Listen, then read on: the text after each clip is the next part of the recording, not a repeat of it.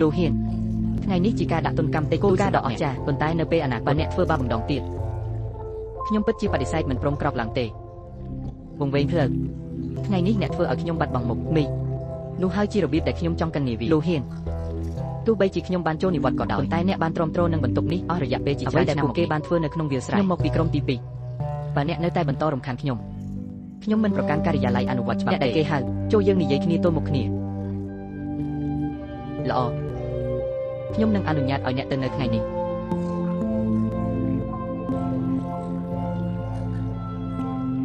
មេងយ៉ាសូមឲ្យខ្ញុំណែនាំវាដល់អ្នកនេះជាម្ចាស់របស់ខ្ញុំចាប់ព្រះសង្គ្រាមលោកគ្រូអ្នកគ្រូល្អបេនេះជាកូនកំឡោះរបស់ខ្ញុំក្រុមអ្នកស្នងមរតកសារីត្រីមេងយ៉ាល្អតើពេលណាអ្នកនឹងផ្ដល់ឲ្យខ្ញុំនៅកូនជាងតូចជីវិតលោកគ្រូសូមកុំចំអកឲ្យខ្ញុំដោយវិធីនេះលោកគ្រូតើអ្វីនាំអ្នកមកទីនេះខ្ញុំបានឮថាលោកហ៊ានកាន់ការប្រកួតសម្រាប់នាគខ្ញុំមានអារម្មណ៍ថាមានអ្វីមួយចូលយើងពិសេសមើលកាត់ឡើងខ្ញុំមិនដែលរំពឹងថាលីស៊ីវស៊ីពិតជាវាពិតជាអស្ចារ្យណាស់ដែលបានជួបអ្នកមិនអីទេលោកហ៊ានបានរងការខាត់បងយ៉ាងធំធេងនៅតាមចរិតរបស់គាត់ពួកគេពិតជានឹងមិនលះបង់អ្វីដែលពួកគេជំពាក់ឡើយលោកគ្រូហេតុអ្វីលោកគ្រូមិនមកជាមួយយើងតោះយើងត្រឡប់ទៅជាមួយមានជំនួយពីអ្នកលោកហ៊ានពិតជាមិនហ៊ានអាក់អន់ចិត្តទេនេះលោកគ្រូចាស់ហើយគ្មានប្រយោជន៍ទេរួចហើយអ្នកគឺជាយុវជននៅក្នុងពិភពលោកមនុស្សមិនអីទេខ្ញុំនឹងបន្តដកថយទៅក្នុងភាពឯកោពិតវាចោលសិស្សល្អចាប់ពីពេលនេះទៅអ្នកនឹងត្រូវបង្កើនវិទ្យាប្រយ័ត្នបេថែរក្សាខ្លួនលោកឡុងយៀនសូមទទួលខ្ញុំជាសិស្សរបស់អ្នកផង Chen Kenlin តើអ្នកគួរត្រូវបានចោទប្រកាន់ពីបទឧក្រិដ្ឋអ្វី Chen Kenlin តើអ្នកគួរត្រូវបានចោទប្រកាន់ពីបទឧក្រិដ្ឋអ្វីខ្ញុំត្រូវបានប្រើប្រាស់ដោយលោកវូហេគាត់ស្ទើរតែបំពល់អ្នកដៃខ្ញុំសុខចិត្តទទួលយកការដាក់ទណ្ឌកម្ម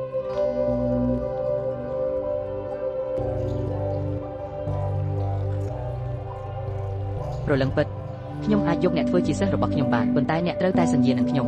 នឹងមិនធ្វើអំពើអាក្រក់ទៀតទេអរគុណលោកគ្រូអរគុណលោកគ្រូខ្ញុំសន្យាថាខ្ញុំនឹងមិនធ្វើអំពើអាក្រក់ទៀតទេសូមឲ្យអ្នកត្រឡប់ទៅវិញមុនគេ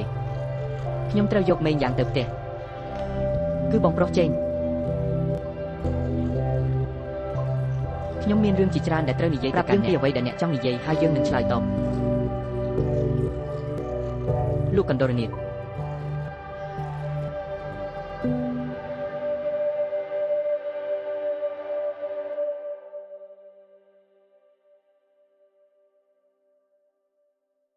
អ្នកមិនមានអ្វីច្រើនដែលត្រូវនិយាយដូច្នោះទេហើយអ្វីបានជាអ្នកឈប់និយាយ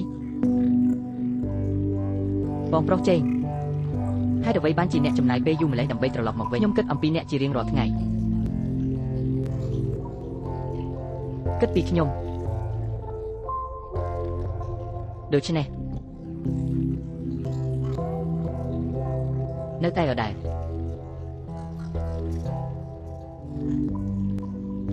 តើអ្នកដឹងទេបន្ទាប់ពីអ្នកបាត់ខ្លួនឪពុកម្ដាយខ្ញុំក៏បានមកលេងកាយជួលខ្ញុំបានធ្វើវាសម្រាប់គ្រួសារយាយអនាគតដូច្នេះគាត់បានបង្ខំខ្ញុំឲ្យរៀបការជាមួយគាត់ខ្ញុំខ្លាចណាស់ធានាបានខ្ញុំពិតជានឹងការពារវាឲ្យបានល្អនាពេលអនាគតការពារអ្នក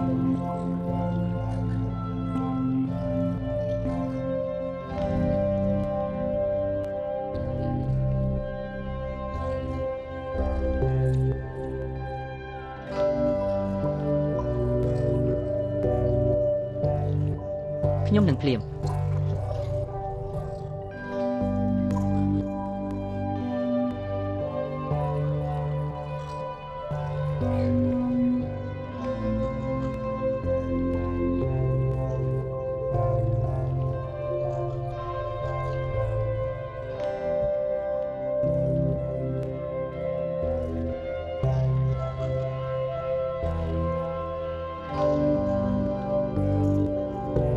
ខ្ញុំជា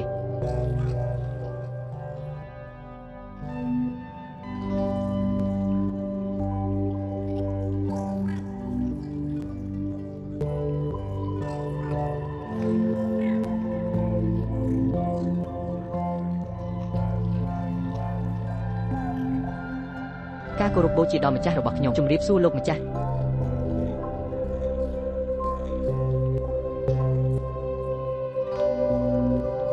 តើស្ថានភាពបច្ចុប្បន្នយ៉ាងម៉េចចាស់តាំងពីអ្នកបានសម្លាប់អ្នកបង់ប្រាក់ប្រសិនបើអ្នកបង្ហាញខ្លួននៅព័ត៌មានត្រូវបានផ្ញើរួចហើយខ្ញុំបានទទួលវានៅទូទាំងអគារសាររបស់អ្នកផ្ដល់ព័ត៌មានលោកវូហេនកំពុងរួបរวมគ្រូសារ3ផ្សេងទៀតបានព្យាយាមវាមិនល្អសម្រាប់អ្នកទេ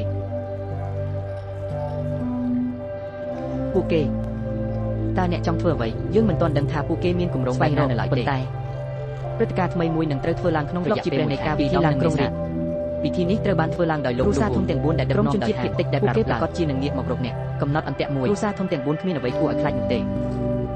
ពួកគេបានខុបខិតគ្នាដើម្បីផលប្រយោជន៍នៅទីបំផុតវាក៏នឹងកាត់ឡើងដោយសារតែផលប្រយោជន៍ផងដែរអំណាចនៃគ្រូសាធំទាំង4បានកាន់កាប់រាជឆាយអស់រយៈពេល5ឆ្នាំការនេសាទដំបូងនៅដេជៀវាបានជ្រាបចូលគ្រប់ជ្រុងជ្រោយខ្លាចណាស់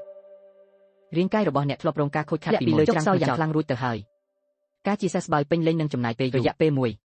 អ្នកចង់មានន័យថាពិធីឡើងក្រុងរាជនេះឬអ្នកគ្រាន់តែមិនអាចទៅបានបន្ថែមតារាបណាអ្នកមិនទៅគាត់កំពុងជួបបញ្ហាហើយអ្វីបានជាអ្នកលុតជង្គង់បេទីបំផុតអ្នកបានត្រឡប់មកវិញហើយសិស្សរបស់អ្នកមិនចង់ឲ្យអ្នកលេចឡើងទៀតទេមិនអីទេបើមិនចង់ទៅទេកុំទៅអីវាជាពេលវេលាល្អដើម្បីសម្រាប់នឹងស្ដារឡើងវិញដោះស្រាយជាមួយពួកគេខ្ញុំមានវិធីច្រើនបងប្រុសចេងបេញ៉ាអ្វីបានជាអ្នកនៅទីនេះបងប្រុសចេងបេញ៉ាហើយអ្វីបានជាអ្នកនៅទីនេះខ្ញុំចូលចិត្តអ្នក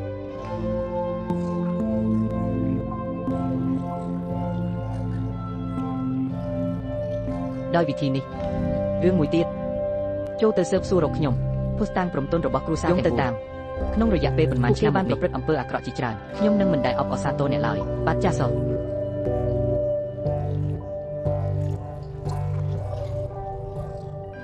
មេងយ៉ាងខ្ញុំនឹងទៅភោជនីយដ្ឋានត្រីហើយអ្នកខ្ញុំនឹងទៅផ្ទះមុនទេទោះបីអ្នកទៅទីណាក៏ដោយខ្ញុំនឹងទៅកុំគិតចង់ចាក់ចេញពីខ្ញុំអីណាអរិយតូចម្នាក់នេះ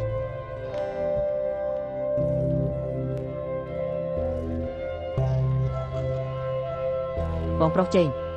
លំនៅឋានរបស់អ្នកក្នុងរយៈពេល5ឆ្នាំកន្លងមកនេះគឺជាសាលនេសាទ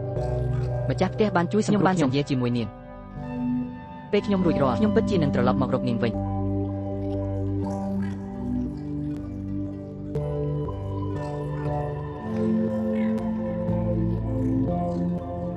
ប្រសិនបើពួកគេមិននៅទីនោះទេយើងនឹងត្រឡប់មកវិញម្ដងទៀត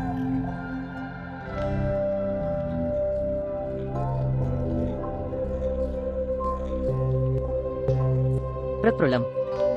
តាមពិតអ្នកក៏មានស្រីផ្សេងដែរប្រជាជនណៃណា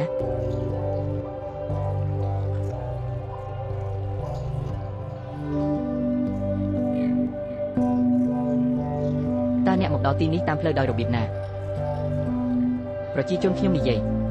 ខ្ញុំបានចេញពីទីក្រុងដើម្បីរកអ្នកតើអ្នកដទៃទៀតនៅឯណាខ្ញុំមិនដឹងអ្វីទាំងអស់មិនដែលឃើញទេតើអ្នកធ្លាប់ឃើញវាទេល្អខ្ញុំនៅទីនេះអ្នកយកវាមកវិញ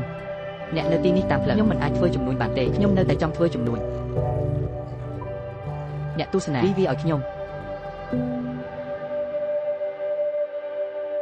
នៅលើផ្លូវលូវូហ៊ីនតើអ្នកចង់ធ្វើអ្វីជឿជាក់បានមកដល់ពេលវេលាដ៏ល្អឥតខ្ចោះហើយលូវូហ៊ីនមករកខ្ញុំប្រសិនបើអ្នកហ៊ានកុំធ្វើបាបចៅហ្វាយស្រីរបៀប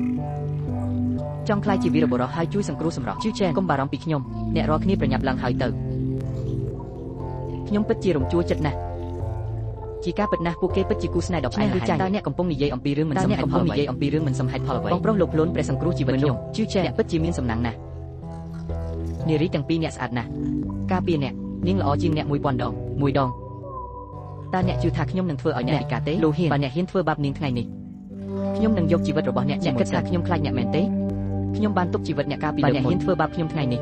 ធ្វើបាបនាងខ្ញុំឈូឆេននឹងរស់នៅពេញធ្វើជីវិតរបស់ខ្ញុំមានន័យថាការតាមប្រមាញ់អ្នកទោះបីជាសក់របស់អ្នកផ្អែមនៅតែវែងខ្ញុំពិតជានឹងរកអ្នកឃើញអ្នកបើអ្នកមិនជឿខ្ញុំទេតើអ្នកសាឡបងដឹកអ្វីទៀតតែមួយឆ្នាំគ្រាប់ពណ៌ខៀវបារម្ភអីស្លាប់បាត់ទៅយកឆ្នាំបន្សាបមកទីនេះឆ្នាំបន្សាបគ្មានឆ្នាំបន្សាបទេចៅឆេះខ្ញុំនឹងអនុញ្ញាតឲ្យអ្នករួចផុតពីការជាប់គាំងមួយរយៈឥឡូវនេះយើងនឹងឃើញតោះទៅ